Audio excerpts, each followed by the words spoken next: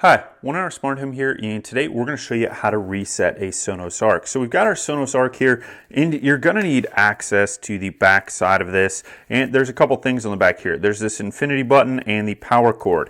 In order to reset the Sonos Arc, what we're going to do is unplug the cord, then we need to hold down this infinity button, keep holding it, and then plug the cord back in, and then we're going to show you the lights here on the front, and that tells you how it is reset. So let's go ahead. I'm just going to adjust this a little bit so that we can better see what's going on here. There is the infinity symbol right there, and now I'm going to unplug the power. I'm going to hold down, and I'm going to plug it back in. You got to hold down that infinity symbol and keep holding while you've got it plugged back in. And then let's show you the light here on the front. We'll just adjust this back down. Okay, so the light went from white to, it's going to go to orange, and then when it goes to a green light, you know that this has been 100% factory reset to default settings.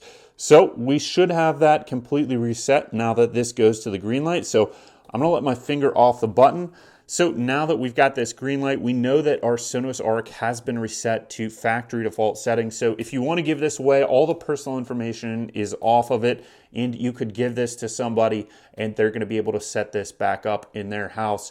There's no settings or anything left on this. And your Wi-Fi settings have been erased from the device. So for whatever reason you had to reset the device, whether it was you're having Wi-Fi problems, you set up a new Wi-Fi network, you're giving it away, this device, once it goes back into the blinking green light, is now ready to be set back up. All you need to do is open up your Sonos app, and this device should pop up if you have the Sonos app open and your Wi-Fi settings enabled on your phone. And then you can go ahead and set the Sonos Arc back up on the Sonos app using your phone. So thank you for watching this video on how to reset a Sonos Arc. Please give us that thumbs up, subscribe, or click any of the links below if you want to support us.